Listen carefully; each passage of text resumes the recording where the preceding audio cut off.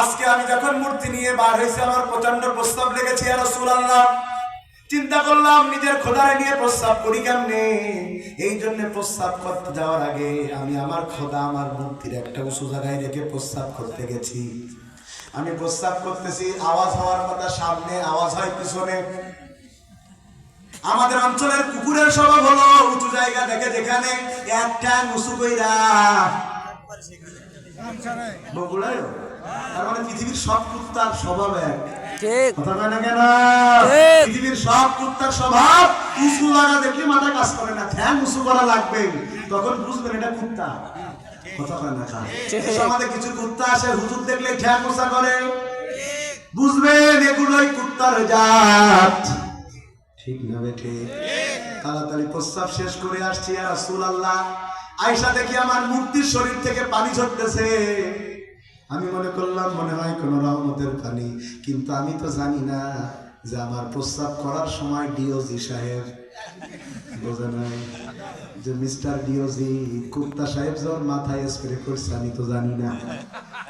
আমি তো মনে করছি রহমতের পানি, কারণ ওই কাজ করে কুকুর তো নিরাপদ দূরত্বে চলে গেছে।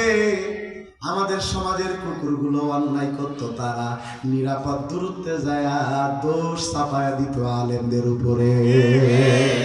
কথা ঠিক? সব ভাগাভাগি মারামারিতে থাকতো ওরা, তারপরে চলে যায়, পরের দিন সাংবাদিক সম্মেলন করে বলতো হুজুররা করেছে। ঠিক ভাইরা আমার, উনি বলছেন, ওই মুশরিক বলছে। এবার আমি মনে করলাম রহমতের পানি নিচে পড়তে দেই কেমনে, চাটা শুরু করলাম।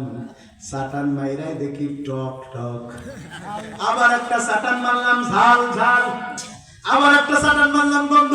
চিন্তা করলাম রহমতের পানি গন্ধ হয় কেমনে। রহমতের পানি পান করে মুসলমানেরা, জমজমের পানি।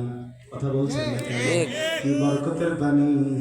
যদি কেউ দাঁড়ায়া কিবলামুখী হইয়া নিয়ত করে যদি কেউ খায় এই নিয়তে, আল্লাহ আমার রোগ সুস্থ করে দাও, আল্লাহ সুস্থ করে দেয়। সুবহানাল্লাহ বলবেন না? আবার যেই পরিবারের মাধ্যমে আল্লাহ এই জমজম পানি দিলেন, ওই পরিবারটাকে আল্লাহ রহমতের পরিবার বলেছেন। ওই পরিবারের হাতে বরকত, পায়ে বরকত, মুখে বরকত। সেটা হলো ইব্রাহিম আলাইহিস সালাতু ওয়াস সালামের পরিবার।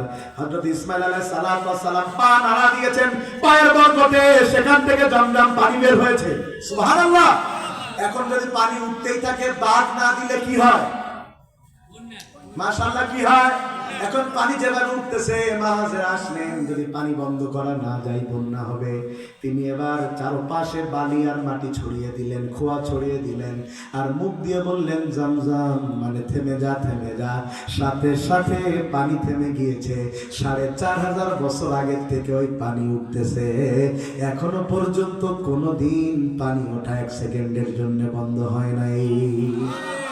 সেই মুখ থেকে বলা জমজম শব্দে জমজম পানি হয়ে গেছে। আল্লাহু আকবার। ভাইরা আমার, উনি বলছেন, এবার আমি চিন্তা করলাম এই পানি তো আসমান থেকে আসে নাই, মনে হয় আশেপাশে কোথা থেকে এসেছে। তাকিয়ে দেখি ডিওজি সাহেব ওই খাড়াই রয়েছে গাছের পিছনে। যায় দেখলাম, একটু খেয়াল করলাম এ কাজ এ করছে কিনা, দেখলাম কথা সত্য তদন্ত করে দেখতেছি বেটাই যে প্রস্রাব করছে তখনও সেখান থেকে পানি পড়তেছে। বুঝলাম প্রস্রাব করে টিস্যু নেই। কথা কয় না কা? আরে কত মানুষের মধ্যে আজকে কুকুরের স্বভাব ঢুকেছে। কুকুরও দাঁড়ায় প্রস্রাব করে, মুসলমানের সন্তান দাঁড়ায় প্রস্রাব করে, কুকুরও প্রস্রাব করে, পানি নেয় না, টিস্যু নেয় না, মাটি নেয় না। মুসলমানের সন্তানও পানি টিস্যু নেয় না। উচিত নয় কুকুরের স্বভাব যেন আমাদের মধ্যে না ঢুকে। বন্ধুগণ, আমার অবস্থা কি হয়েছে দেখেন এবার। সে বলছে, যখন আমি এটা দেখলাম, নিজের আল্লাহর পরে এত রাগ হয়েছে, নিজের আল্লাহরে নিজে আসার মারছি। আল্লাহ আমারে বাঁচাইবে কি, এতে তোর নিজেরই বাঁচাইতে পারে না। ও নবী, ঠ্যাঙার হাত ভেঙে গেছে, আপনার কাছে এসেছি। তা আমার কাছে কেন এসেছ? ও নবী, আমি বুঝতে পেরেছি এই মাটির মূর্তি আমার ভালো করতে পারে না, মন্দও করতে পারে না। ওয়াল কদরি খায়রিহি ওয়া শাররিহি মিনাল্লাহি তাআলা, আমার ভালো মন্দ করতে পারে আল্লাহ। এই জন্য মাটির মূর্তিকে তালাক দিয়া আমি আপনার আল্লাহর উপরে ঈমান এনে মুসলমান হতে এসেছি। সুবহানাল্লাহ, সুবহানাল্লাহ। তাইলে বোঝা গেল মাটির তৈরি মূর্তি কারোর কোনো ভালো করতে পারে। ভোলার চার পেছনে গেছি ওয়াজ করতে। ঢালচার নামে একটা